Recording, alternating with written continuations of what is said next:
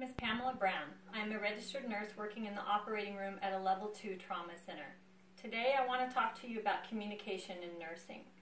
Allison Wims stated that nursing requires compassion, critical thinking, and communication.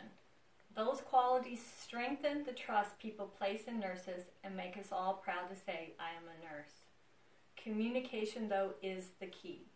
It is the top responsibility of nurses. Nurses are at the center of all communications for their patients. They must learn to communicate effectively with their patients' family, visitors, physicians, other hospital staff such as case managers, technicians from radiology, from the laboratory, and of course our fellow nurses. We communicate in many ways, verbally, writtenly, through our electronic health records, our body language, such as expressions on our face, but most importantly, touch. Effective communication does not mean just getting the message out. It means making sure that the correct message was understood.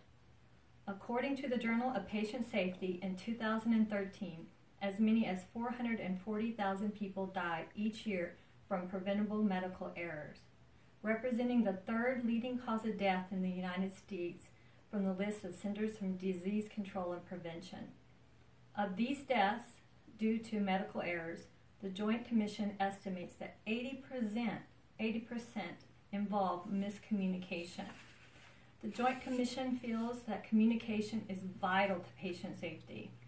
It is so important that they have established 4 different national patient safety goals to help prevent miscommunication.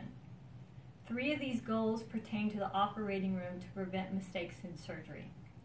National Patient Safety Goal 0101 is to make sure that the correct surgery is done on the correct patient and at the correct place on the patient's body. National Patient Safety Goal 0102 is to mark the correct place on the patient's body where the surgeon is to be done. National Patient Safety Goal 0103 is to pause before the surgery to make sure that a mistake is not being made. In order to accomplish these 3 goals, staff must be able to communicate effectively. As you can imagine, in the operating room, effective communication has some barriers. We have environmental barriers such as noise. There is noise from the staff and noise from all the different pieces of equipment in the room. One of the biggest barriers for me has been the hat and the mask. The hat covers your ears, which prevents you from hearing effectively. The mask covers your mouth. When your mouth is covered, it affects other staff members in the room being able to hear you effectively and what you're saying.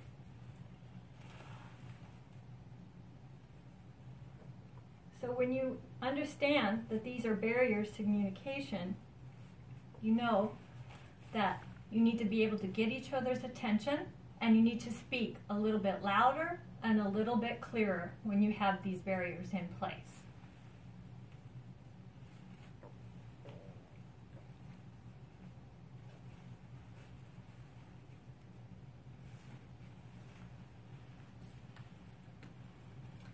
So I want to tell you a little story. One of my first lessons in communication in the operating room was about 19 years ago. I was a new scrub nurse. My circulating nurse was, we'll call her Tammy for the sake of the story. The operation was a cesarean section.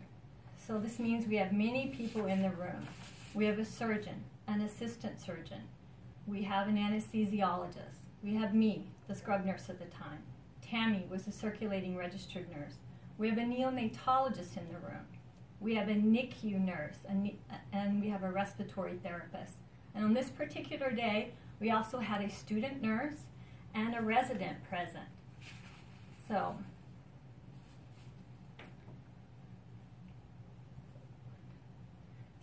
during the case, I found myself becoming more and more frustrated. The surgeon and assistant surgeon were speaking with each other. The patient and her husband were speaking with each other. The neonatologist and the NICU nurse were talking. And also the baby warmer was alarming at the same time. I was constantly calling Tammy, the circulator, and I was repeating myself. Tammy, could I have a 2-0 Vicryl? And Tammy would say, do you need a 2-0 Vicryl? Next thing, Tammy, can we be ready for the first count? Are you ready to do the first count? Finally, the surgeon turned to me and said, what is wrong with her? And I said, I don't know.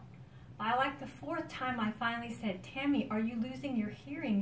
You're repeating, you can't seem to hear me. And she said, well, actually, I have a hearing deficit in my ear. I lost 50% of my hearing. And when we wear these hats, it's really hard for me to hear. And when you have that mask on, I have a hard time hearing you. Immediately, I felt really bad for the comment that I had made, and I apologized. And she apologized to me, saying, I'm sorry. I thought I communicated that to you prior to us coming to the OR so you would know to speak up for me.